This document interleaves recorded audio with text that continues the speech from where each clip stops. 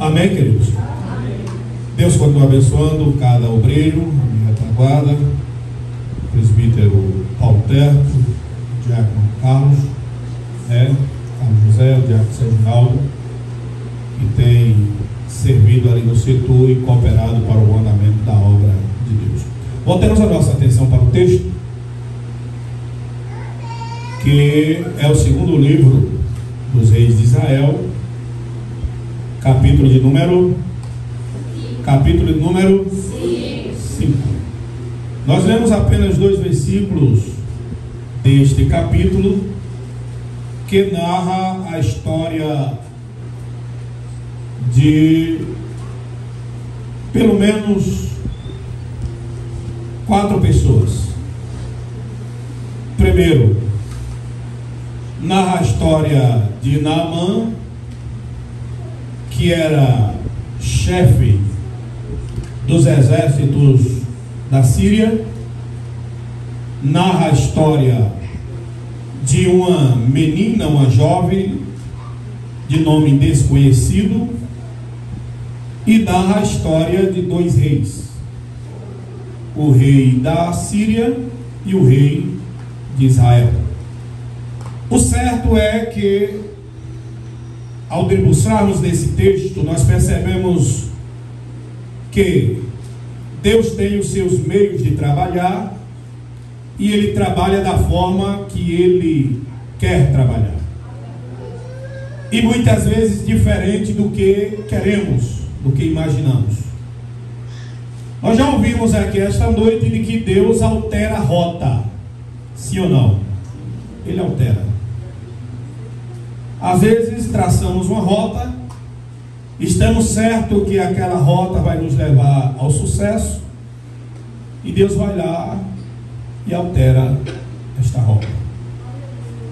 E às vezes queremos questionar porque não sabemos por que aquela rota foi alterada. Mas há um propósito para todas as coisas. A Bíblia diz que debaixo dos céus e em cima da terra há um tempo determinado para todas as coisas. Há um propósito para todas as coisas.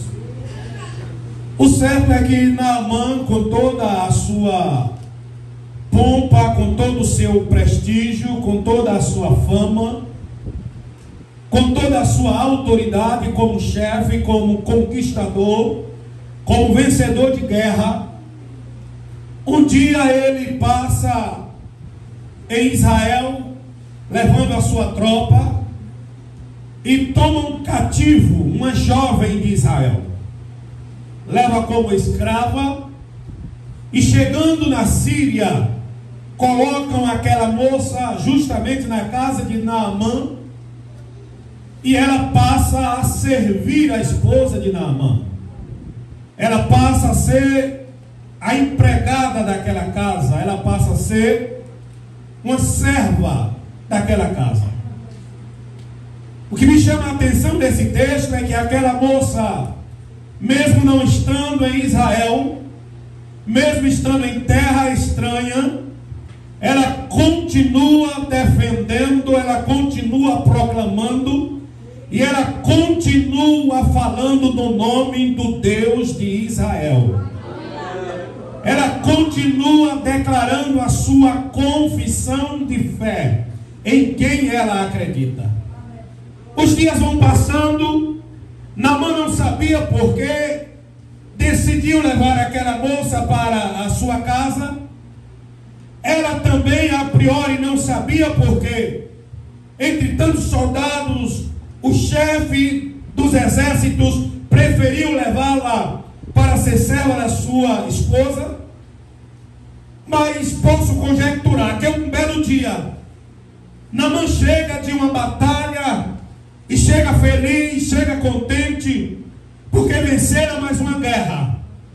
Mas quando Naamã começa a tirar as vestes de guerra, parte do corpo de Naamã aparece, e ela percebe que aquele soldado valoroso, que aquele soldado de prestígio, tinha um ponto fraco com ele.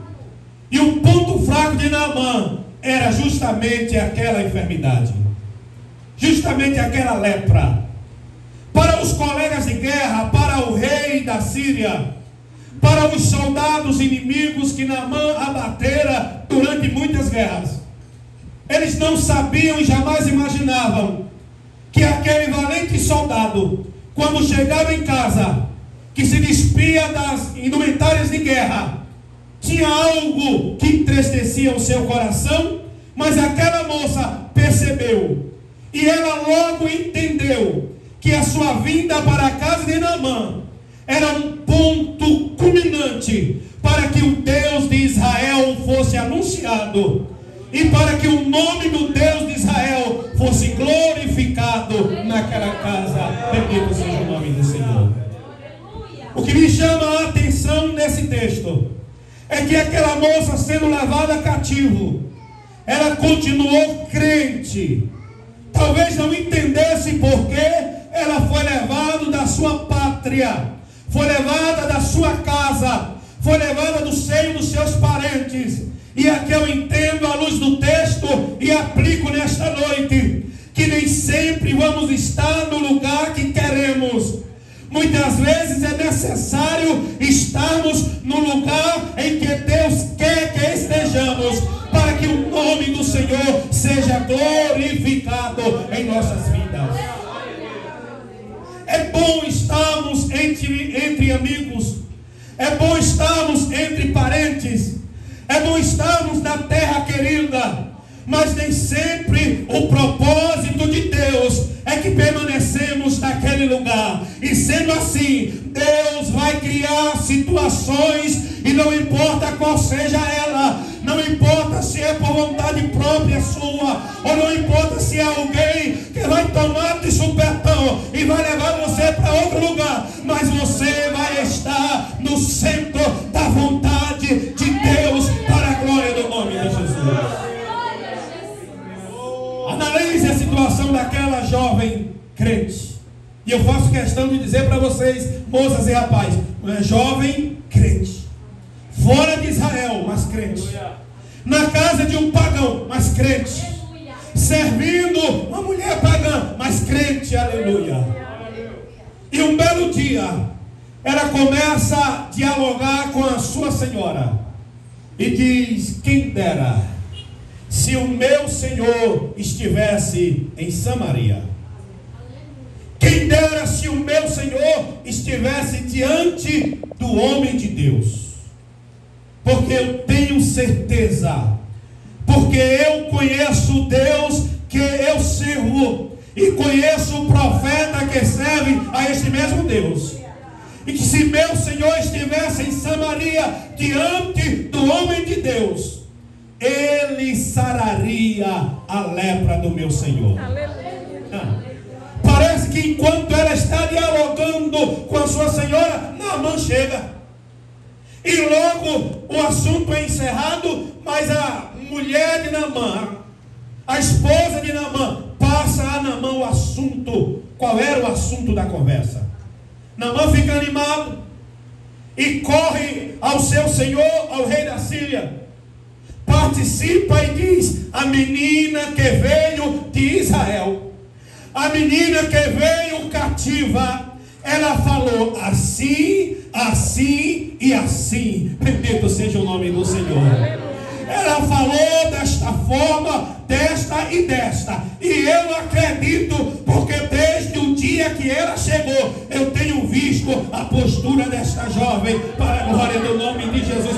Ei, crente aonde chega, ele tem postura diferente. Moça, rapaz, aonde ele vai, a postura dele chama a atenção daqueles que ele cercam. Por quê, pastor? Porque ele se comporta como quem não é cidadão apenas da terra, mas como quem é cidadão do céu. Aleluia. O rei da Síria toma conhecimento, acredita na conversa do seu soldado, afinal de contas era homem de confiança do rei, e diz: então você vai, e eu vou redigir uma carta e vou enviar ao rei de Israel. Vá ao rei de Israel, entregue a carta. E o teor da carta era: quando abrires esta carta e ler, saiba que fui eu que enviei o meu soldado Naamã, para que você o cure da lepra. Detalhe, a atitude do rei da Síria foi boa, mas o endereço não era aquele. A atitude do rei da Síria foi muito boa, mas o remitente não era aquele. Não, de jeito nenhum. Ele então, quando pega a carta e começa a ler a carta, ele diz: tem alguma coisa estranha. O rei da Síria está procurando ocasião para entrar em conflito comigo. Rasga suas vestes e diz: por um acaso eu sou Deus para sarar alguém? Eu sou Deus para dar vida a alguém? Indignado, após declarar estas palavras e rasgar as suas vestes, ele não sabia, mas o profeta Eliseu estava bem próximo. E o profeta Eliseu chama o mensageiro e diz: vá ao rei da Síria. Vá ao rei de Israel, porque quem recebeu a carta foi o rei de Israel. E diga ao rei de Israel: não te indignes, não fique indignado por conta das palavras do rei da Síria.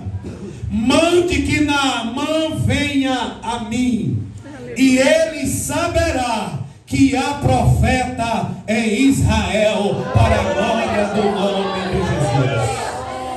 Ou seja, o endereço em que o rei da Síria envia a carta é errado, o destinatário também é errado, mas quando ele recebe a carta, o rei de Israel, que o profeta Eliseu ouve a indignação, as palavras, percebe a indignação, ele diz: não se desesperem, eu posso não ocupar o trono, eu posso não estar em lugar de destaque, eu posso não ter o título real, mas eu ainda tenho intimidade com Deus de Israel. Bendito seja o nome do Senhor.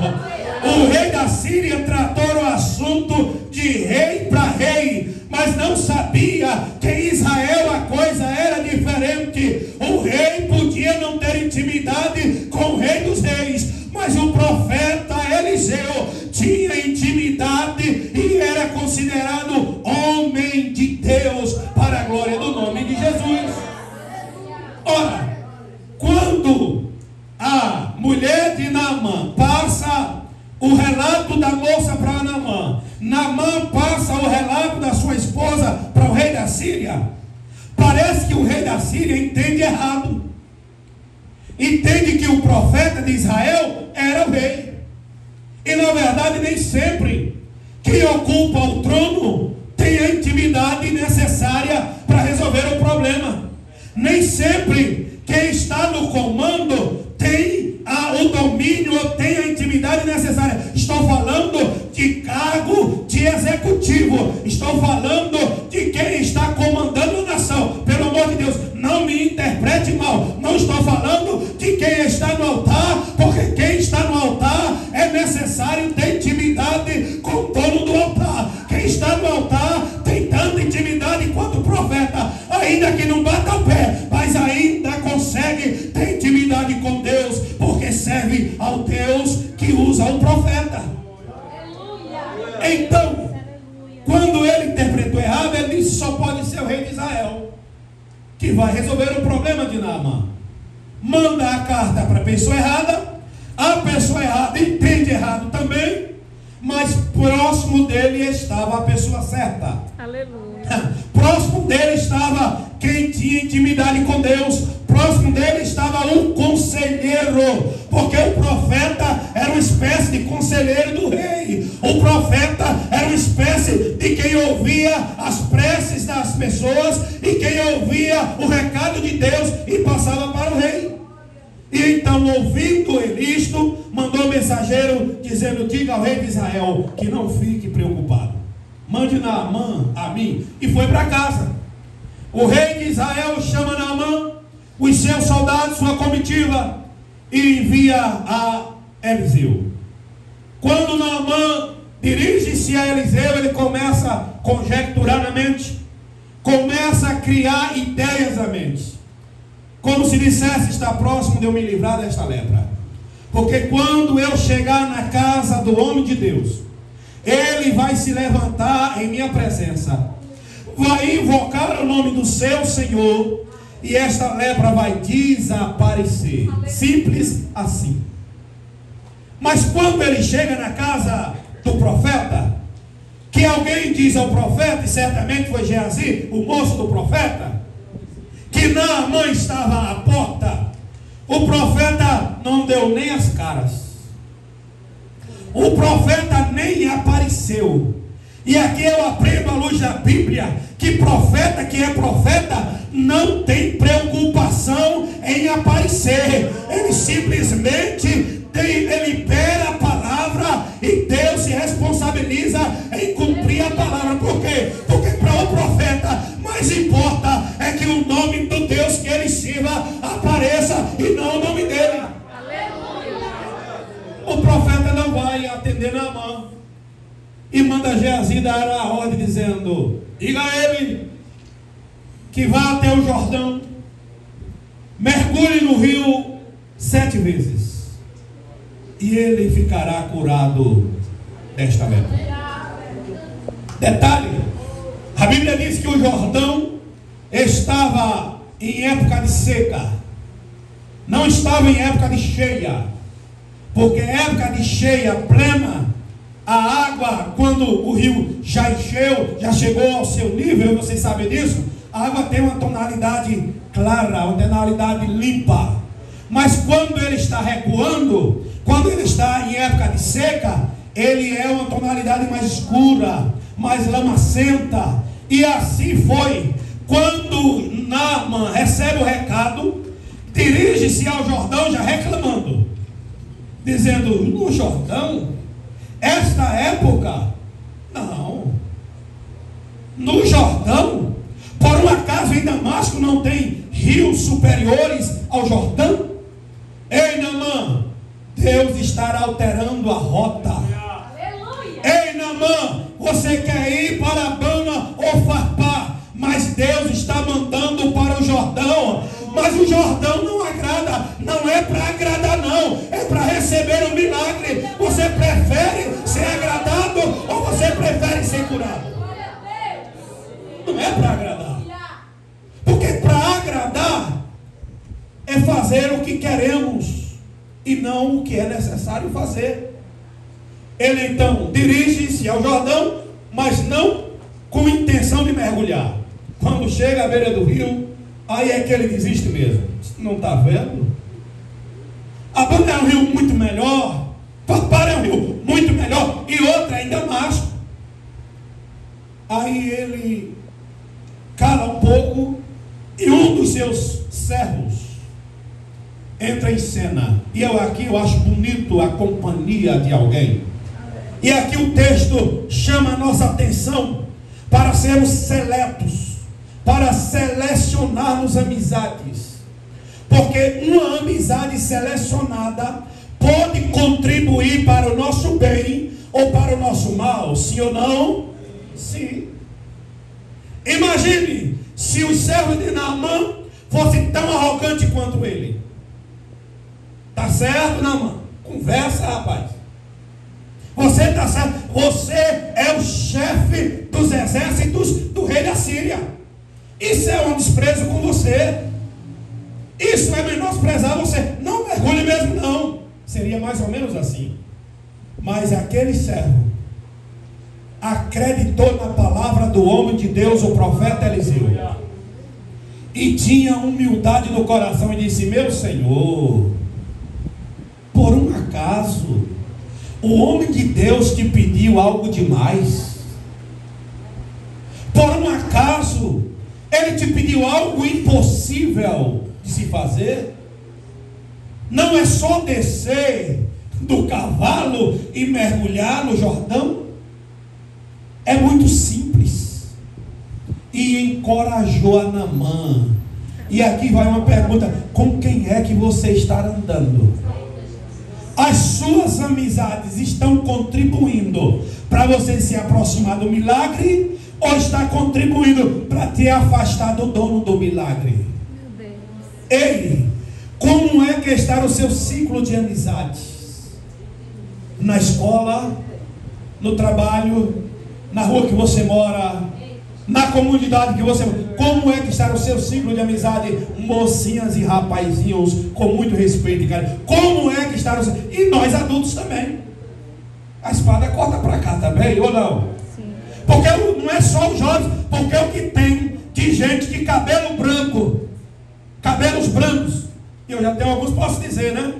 Que não seleciona amizades e tinham tudo para ser alguém bem sucedido financeiramente, ministerialmente, como cristão e como chefe de família. Infelizmente está na derrota porque simplesmente não selecionou as amizades. Mas Naamã podia até ser leproso, podia até ser orgulhoso, e era, mas tinha uma amizade selecionada, porque até os seus soldados eram melhores que ele. Aleluia. Convencendo a Naamã, depois de muito argumento, Naamã desce do cavalo, foi o primeiro passo, desceu da pompa, desceu do status, pisou nas águas e foi adentrando de águas adentro, ou afora, né? Porque aqui a linguagem é fora. E quando eu cheguei aqui, eu fiquei perturbado com essa história. Ia pescar, mas o Tiago Zé Carlos, outro irmão, e dizia: vamos sair. Eu digo: sair como? Se é para sair, eu vou sair da água. Não, entrando é que sai. Entrando é que sai. Sai do porto.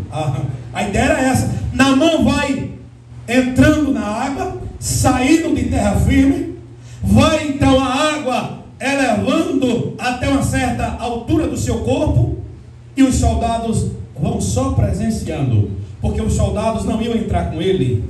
O mistério era entre Naamã e o rio Jordão, porque a palavra profética não foi para os soldados, a palavra profética foi para Naamã, que precisava do milagre. Mas nem sempre quem precisa do milagre está pronto para receber o milagre. É por isso que precisa de amizades que lhe encorajem para que você tome posse do seu milagre. Que veja de repente você querendo desistir e diga para você: meu amigo, não desista. Meu amigo, o que é que está vendo? Deus tem um projeto, Deus tem um plano na sua vida. Prossiga, vá adiante, não recue, prossiga olhando para Jesus, autor e consumador da fé.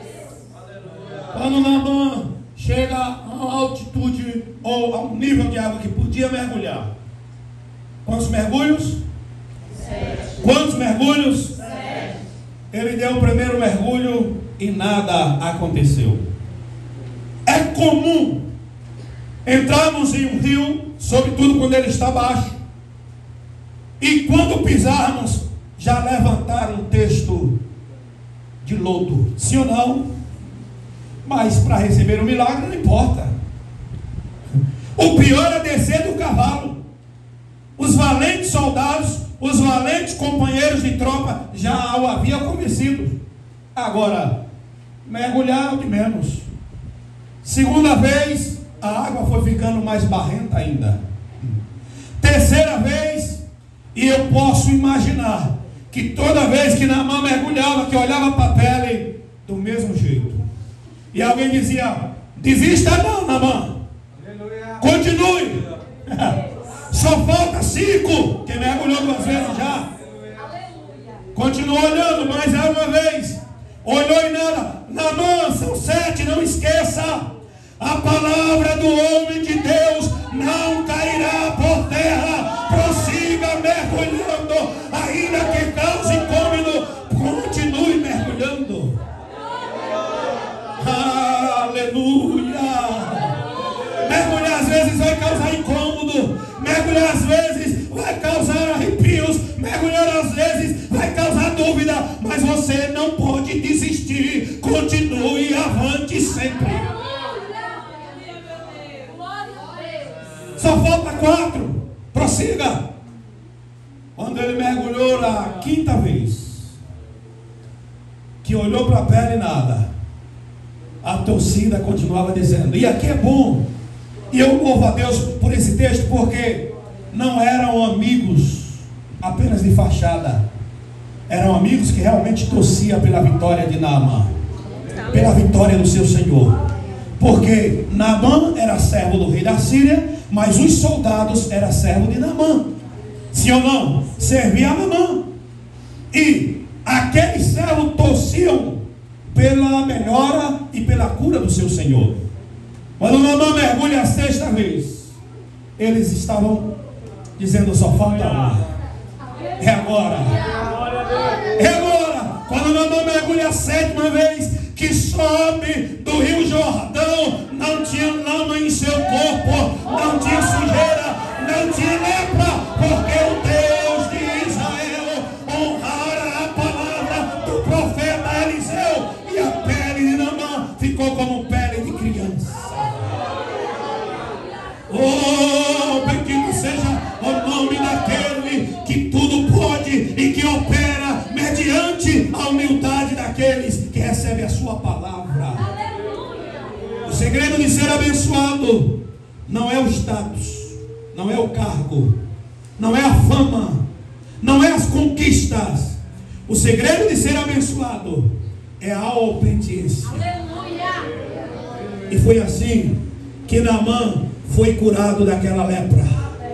Agora imagine, Naamã sai do rio Jordão curado, monta o cavalo e se dirige à casa do profeta Eliseu. E aí o texto diz que ele vai levando 10 talentos de prata, 6.000 ciclos de ouro e 10 mudas de roupas, de presente. Para quem? Para quem? Para o profeta.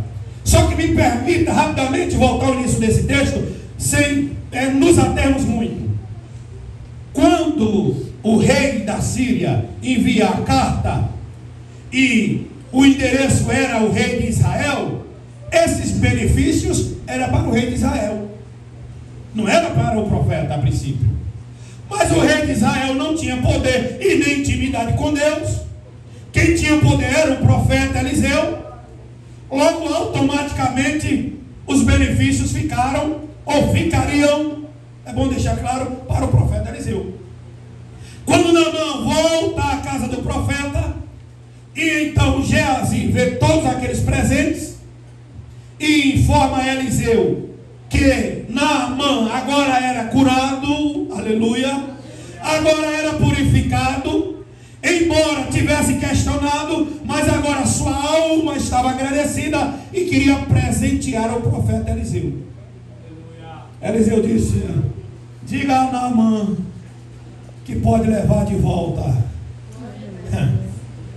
os 10 talentos de pratas, pode levar de volta os ciclos de ouro, os 1.000 ciclos de ouro, e pode levar de volta as 10 mudas de roupas, porque longe de mim de receber benefícios pelo milagre que Deus operou.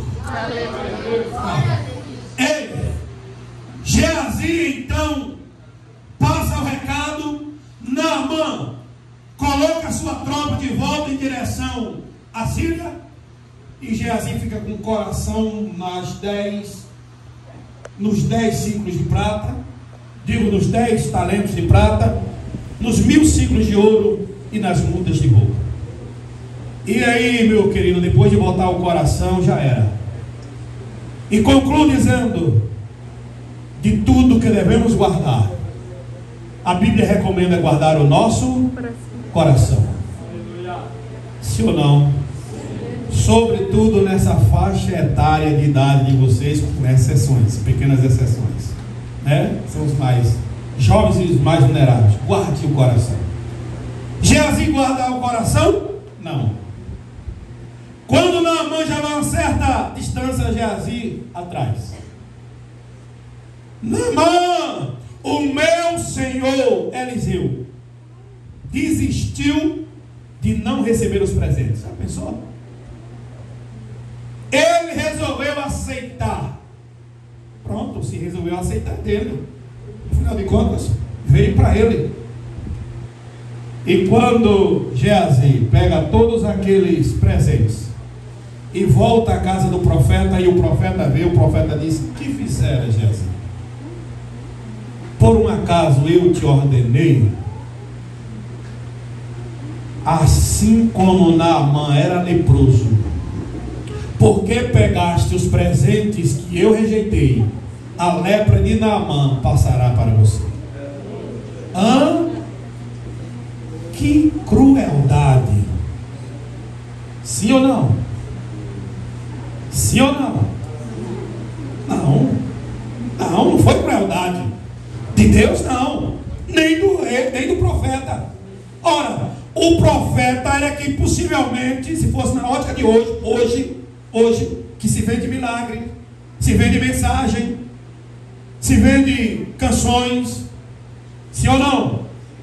Hoje era do profeta, mas como autêntico profeta, ele disse: não, o milagre de Deus não se vende, pode levar de volta. Aí o moço que servia o profeta ficou de olho nos presentes, ganancioso pelos presentes, pegou os presentes, e com os presentes a lepra do dono dos presentes, o primeiro dono dos presentes. E aí, meu irmão, não teve outra, teve que pagar o preço para ser liberto daquela lepra. Então, de tudo que devemos guardar, guardemos o nosso coração. Lições desse texto. Primeiro, aonde você for, seja crente. Aonde você estiver, dê testemunho do Deus que você serve. Fale do poder do Deus que você serve. Segunda lição: nem sempre quem está no comando, quem domina, quem reina, quem governa, tem a intimidade necessária com o dono do milagre. Mas entenda, sempre vai haver um profeta de Deus na casa. Sempre vai haver um profeta de Deus na nação. Ainda que os dias sejam difíceis, ainda que os tempos sejam de crises, mas ainda assim haverá profeta de Deus nesta nação nos dias atuais. Se todos se curvarem, Deus vai levantar um Elias, Deus vai levantar um Eliseu, Deus vai levantar um profeta. E quem dera, se o seu coração desejar ser este profeta de Deus nos dias atuais. Terceira lição desse texto. Digo, sim, terceira lição desse texto. Entenda, duas questões. Nem sempre vai ser como você quer, nem sempre vai ser como eu quero. Deus vai sempre alterar a nossa rota quando Ele julgar ser necessário chegarmos em um determinado lugar em que não queríamos chegar, em que não pensávamos em chegar. Ele é quem altera a rota. Ele é quem, o GPS dele não quebra. O GPS dele não quebra e não leva para o perigo. Se você entrar numa favela do Rio de Janeiro, de São Paulo, de outra capital, e o GPS do seu carro quebrar, e você cair numa favela, você vai ter problema. Mas o GPS de Jeová vai alterar o seu e vai lhe levar para o lugar em que Ele quer que você esteja. Amém? E quarta e última lição. Quarta e última lição. Ou seja, quarta e penúltima lição: não questione, obedeça, mergulhe quantas vezes for preciso. Quinta e última lição: guarde o seu coração. Guarde o seu coração, e você será abençoado nas mãos de Deus. Que Deus em Cristo nos abençoe, nos ajude. O horário diz que eu devo parar, e eu gostaria